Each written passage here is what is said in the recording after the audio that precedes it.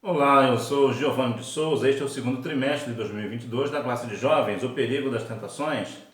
Esta é a lição número 7, Construindo tudo para a minha glória. Texto principal: Eu sou o Senhor, este é o meu nome. A minha glória, pois, a outro não darei, nem o meu louvor às imagens de esculturas. Isaías capítulo 42, versículo 8. Resumo da lição: tudo que conseguimos realizar ou ter em nossa vida vem de Deus. E não reconhecer tal fato pode nos levar a pecar contra o Eterno.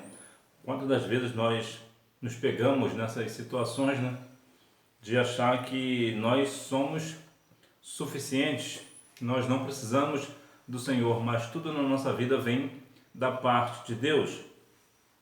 Introdução: Deus, em sua soberania, honra pessoas e lhes dá domínio, recurso e inteligência, a fim de que venham a se lembrar dele, honrando-o e reconhecendo que tudo vem do Senhor. Entretanto, há pessoas que são tentadas a acreditar que sua própria mão, talentos e esforços foram os responsáveis por realizar grandes feitos e ainda desejam que esses feitos durem para sempre. Nós devemos ter humildade de coração. Devemos reconhecer que tudo que temos, que tudo aquilo que somos, na verdade vem da parte do Senhor. Tudo que há em mim que é bom vem da parte de Deus. E aquilo que está em mim que não é bom é o meu ego, é a minha soberba. Quando vemos algumas pessoas acharem que talvez por ter muito dinheiro ou fama, poder, entre outras coisas, se acham no direito de fazer, ou melhor, achar que fez todas as coisas, que tudo aqui é mérito meu. Há algumas pessoas que dizem que o meu Deus é o meu dinheiro no bolso, ou seja, não reconhecem a Deus. Tudo vem da parte de Deus, principalmente a nossa vida. O Senhor, ele é o dono da vida. Ele faz descer a sepultura, mas também faz subir da sepultura. Então, o nosso fôlego de vida vem de Deus. Então, veja que se o Senhor quiser, ele tira a nossa vida a hora que ele quiser. E é isso que exatamente ele faz. Então, é importante que nós devemos compreender que, de fato, tudo que nós temos, inclusive a nossa vida, vem de Deus. Um homem que se tornou grande, um homem a quem Deus honrou. Por todo esse histórico, esse rei é descrito pelo profeta Daniel da seguinte maneira: Tu, ó rei, és rei de reis, pois o Deus dos céus te tem dado o reino e o poder e a força e a majestade. Toda autoridade vem da parte do Senhor. Se alguém, nesse caso, é um rei e é um grande rei, isso também foi o Senhor que entregou a ele. Quando temos algumas questões a respeito de autoridade, temos que reconhecer que toda autoridade vem da parte de Deus. Quando alguém é grande, aqui tanto no sentido espiritual ou até mesmo material, aquela grandeza vem de Deus. Ninguém é autossuficiente, ninguém, absolutamente ninguém é autossuficiente. Todos nós dependemos de Deus. Até a pessoa que não é cristã, ela depende de Deus, porque tudo da vida vem da parte de Deus. Se Deus não permitir, não acontece. As coisas só acontecem porque Deus tem permitido. Até mesmo as nossas dificuldades, que é, na verdade, as dificuldades que faz com que nós venhamos crescer, né? Então veja que todas as questões históricas, toda a nossa vida, tudo vem da parte do Senhor. O primeiro aviso: devemos observar que Deus não permite que nos sobrevenham determinadas consequências às nossas ações sem antes nos dar as devidas advertências. O Senhor, ele é um Deus bondoso e misericordioso. E ele, como um pai amoroso, de todas as formas, ele vai avisar. Quando alguém se acha muito grande ou está fazendo algo errado, o Senhor avisa que vai tomar uma providência contra ele. O Senhor avisa as coisas que acontecerão. e as coisas não acontecem sem que nós não saibamos. A verdade é que muitas das vezes, por nós não compreendermos algumas situações, nós achamos que nós não sabemos, nos enganamos. Porque na bem da verdade, sempre quando acontece algo, principalmente entre nós cristãos, o Senhor sempre avisa, sempre usa alguém para nos alertar, mas muitas das vezes nós estamos com o nosso coração soberbo, nosso coração principalmente rebelde também, né? Então nós não ouvimos o que Deus está falando aos nossos corações e por isso perecemos. O segundo aviso. Ocorre que o rei viu que havia 4 homens na fornalha e não estavam sendo afetados pelo fogo.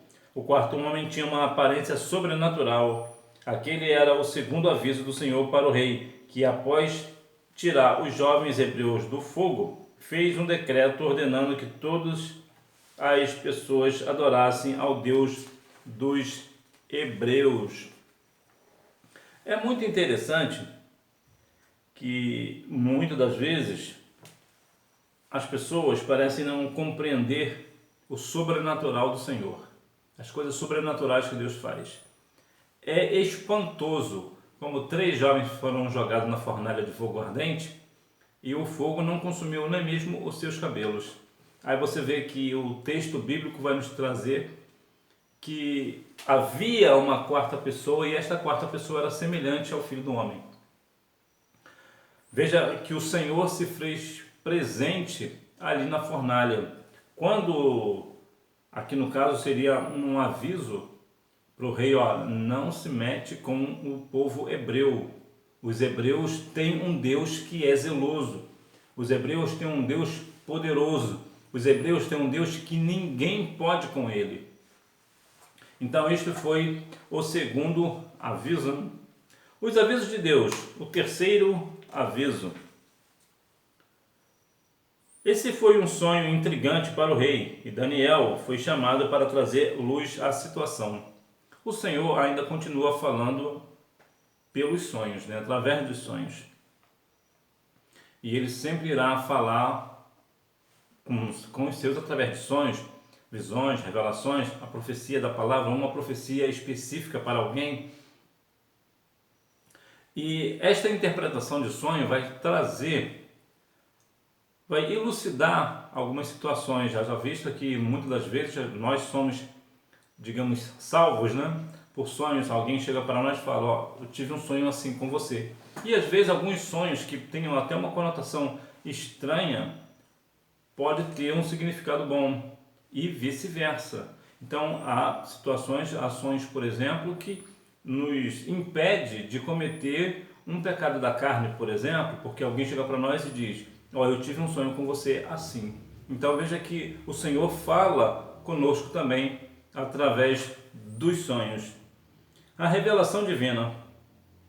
Daniel, usado por Deus, traz a revelação daquele sonho. A árvore era o rei Nabucodonosor, a quem Deus dera poder, honra e fizera crescer o reino da Babilônia. Deus decretara que Nabucodonosor passaria por uma experiência de humilhação, a fim de que reconhecesse quem ordena os reinos do mundo é o Senhor, e que a glória pertence a Ele. O rei seria contado entre os irracionais, comeria erva como os bois e viveria ao relento até que pudesse entender que o Altíssimo tem domínio sobre todos. Veja que o Senhor, que Daniel, usado por Deus, traz a revelação do sonho. O que é isso? Todo sonho espiritual, quando ele é revelado, quando alguém consegue interpretar o sonho, não é a pessoa que interpreta o sonho, é Deus quem dá a interpretação. E é muito importante essa questão dos sonhos, porque muitas das vezes temos pessoas que Deus usa para interpretar sonhos e são interpretações extraordinárias, porque vai se cumprir tudo ao pé da letra, até nos dias atuais, deixe isso bem claro. Então veja que o rei, por não dar a devida honra a Deus, agora ele passa por uma humilhação, vai passar por uma grande humilhação. O que isso traz para nós? Nós precisamos compreender que quando nós não damos a devida glória a Deus, nós podemos e corremos um sério risco de passar por humilhações. para que nós venhamos reconhecer que Deus é soberano sobre todas as coisas, sobre a nossa vida, sobre o nosso reino, sobre a nossa casa, sobre o nosso trabalho, sobre a nossa vida, tudo no sentido geral. Então nós precisamos ter muito esta consciência de estar atento à revelação divina. O orgulho do rei. Daniel registra que depois de 12 meses que o rei teve o sonho da árvore, ele teve o seu cumprimento.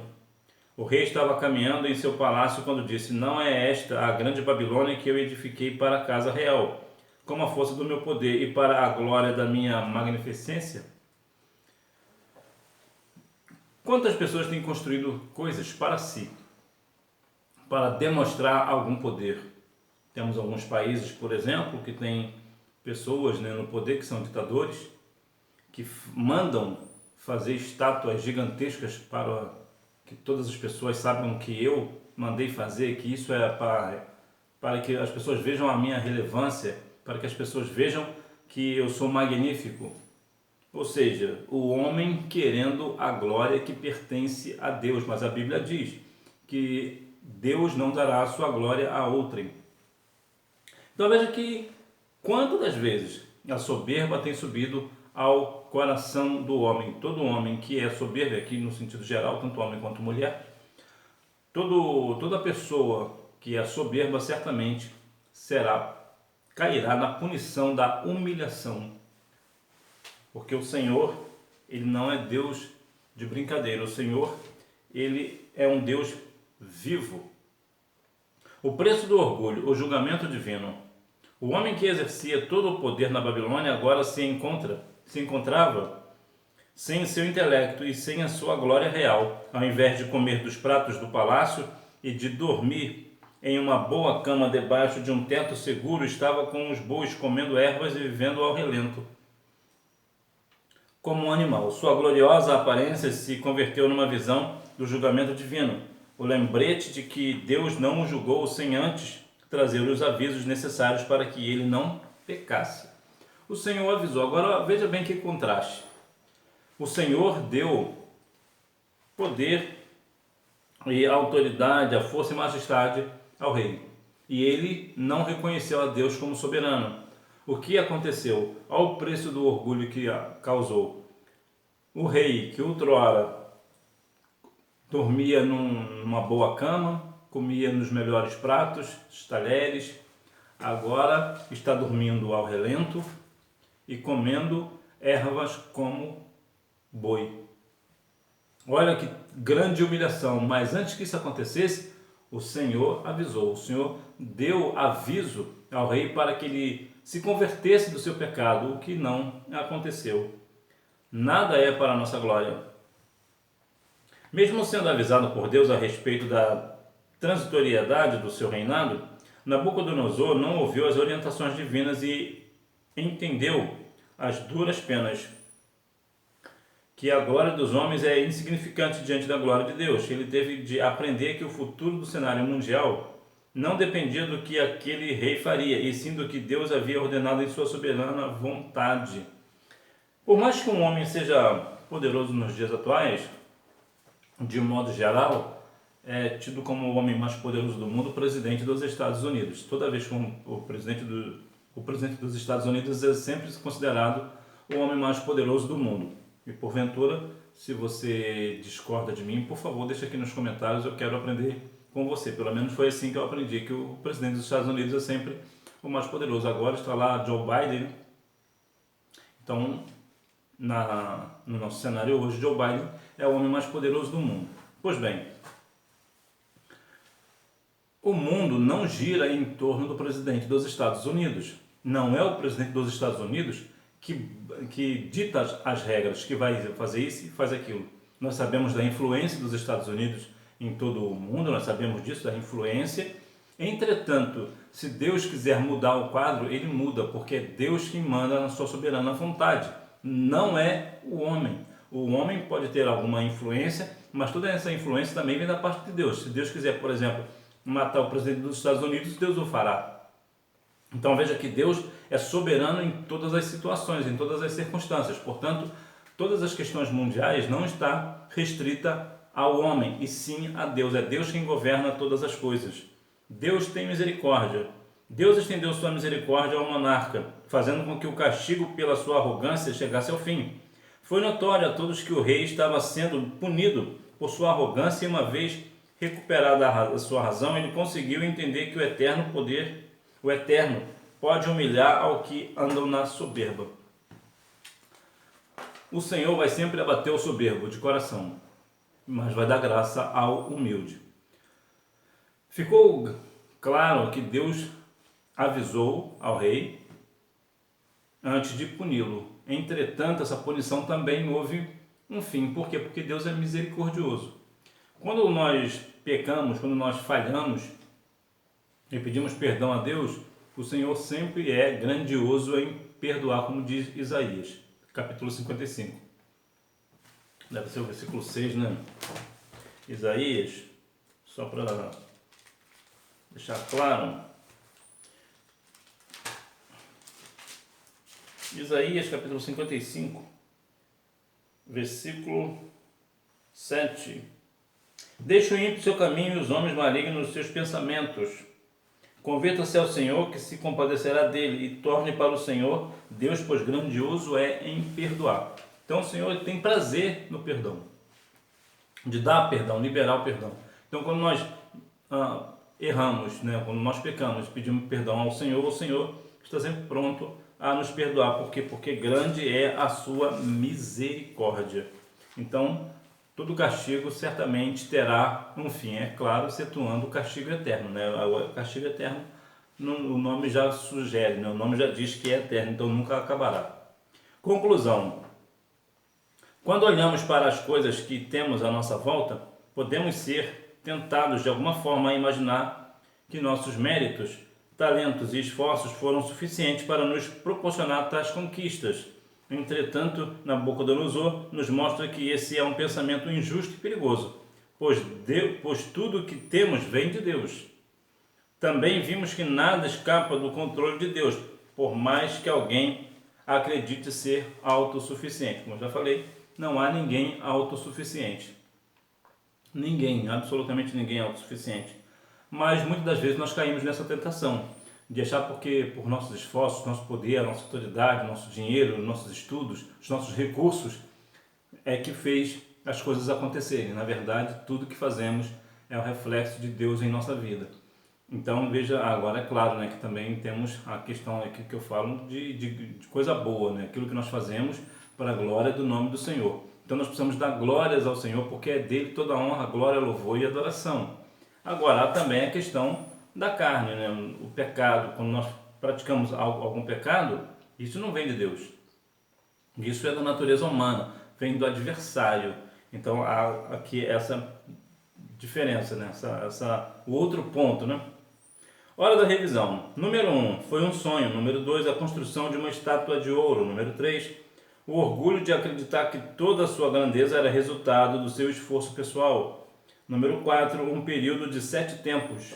Número 5, reconhecer que tudo que conseguimos realizar ou ter em nossa vida vem de Deus. Então que nós venhamos a cada dia mais dar glórias ao Senhor por nossa vida, e que nós venhamos fazer as coisas para a honra e glória do nome dEle, que nós venhamos atribuir a Deus tudo aquilo que fazemos, dar glórias ao Senhor. Quando nós fizermos algo, que nós venhamos compreender que é o Senhor que nos capacita a fazer, que é o Senhor que nos dá direção, que toda a honra, glória, louvor e adoração é dada a Deus. Que Deus em Cristo continue abençoando a sua vida, que você tenha uma boa aula, não deixe de ir à Escola Bíblica Dominical, até porque quem faz a escola é o aluno. Tchau!